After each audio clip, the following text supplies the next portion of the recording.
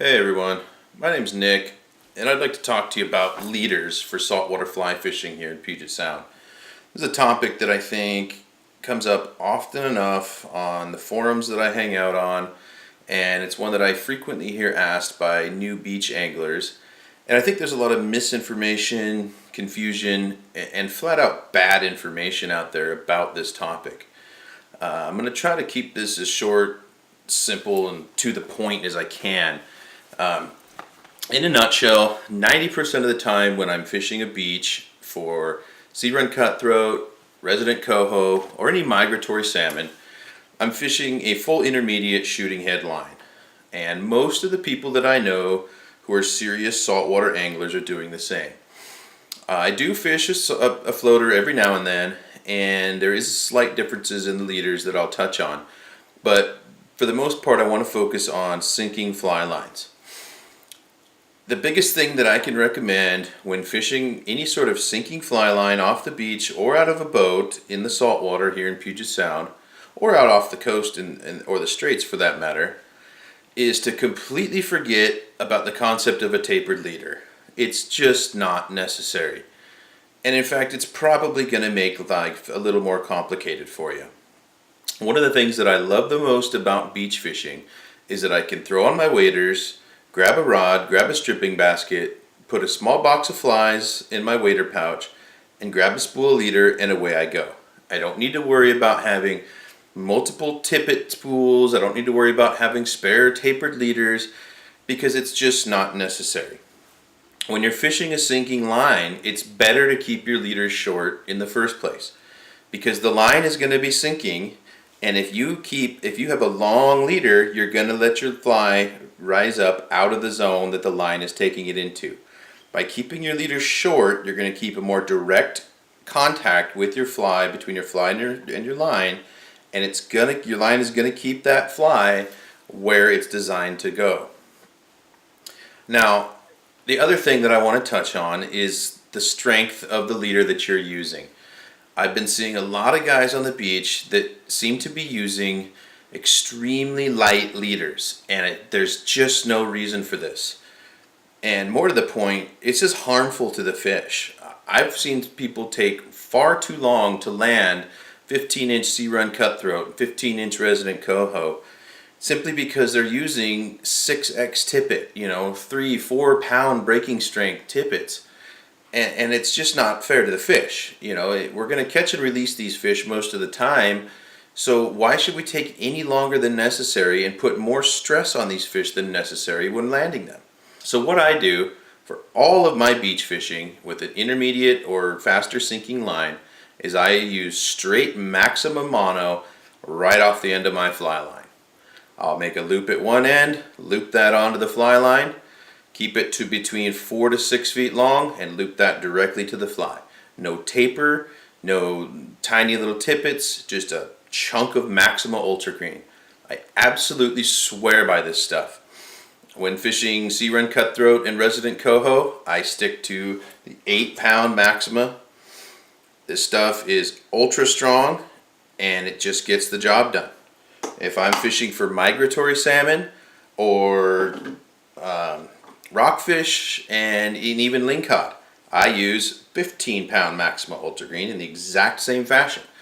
I make a loop-to-loop connection right on the end of the fly line and tie a loop knot to my fly, and I go fishing. Here's a little demonstration on how I set up a leader when I'm on a beach. So for a little demonstration here, I'm just going to show you how I would go about rigging up a leader. I've got some 8-pound Maxima here. Just going to strip off 6 feet.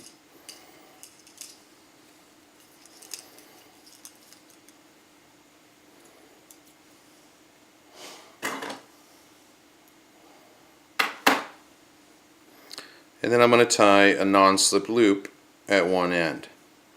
I use non-slip loops for everything, and I know you cannot see this knot, but if you want to learn how to tie a non-slip loop, there's a lot of great videos out there. It's a real simple knot to tie.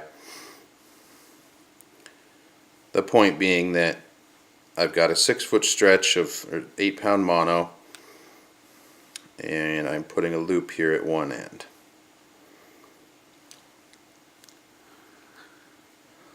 Now, this end is the one that's going to go to the fly line. I'm going to do a loop-to-loop connection right on the end. Next, I'm going to do the same thing using a non-slip loop, and I'm going to attach the fly to the other end of this leader.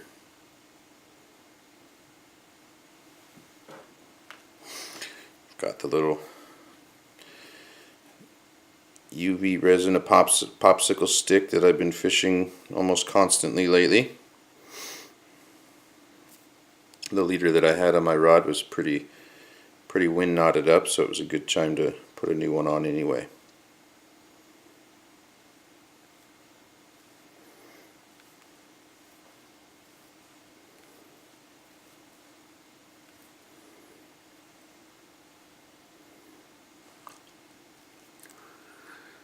Again, you can use whatever knot you want.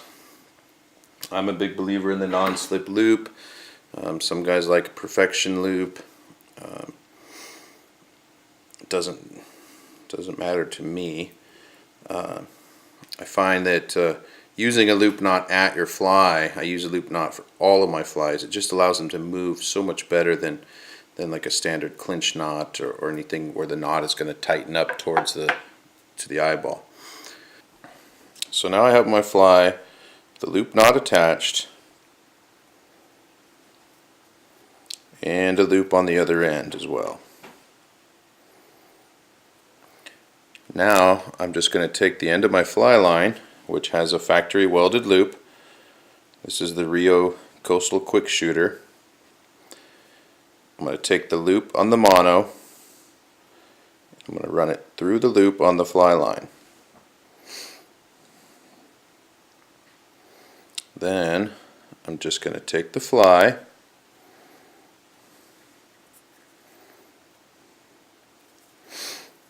run it through the loop of the mono,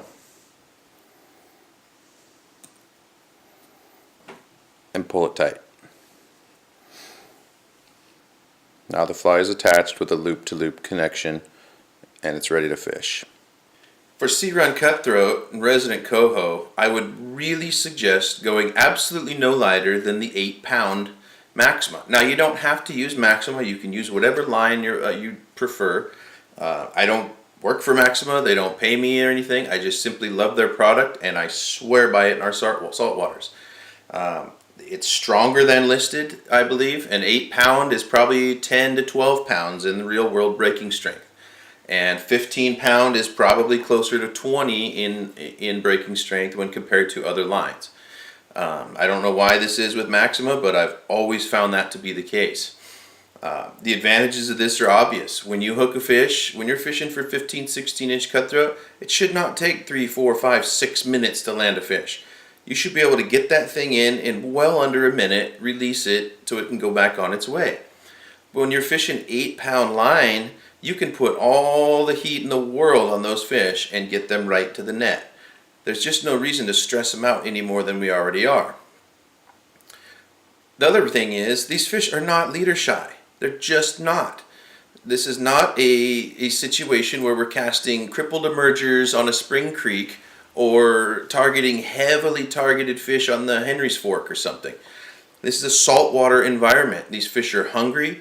It's an eat or be eaten environment, and they can seldom pass up a meal. I have never, in the years that I've been doing this, found a situation where I found any of these fish were leader shy.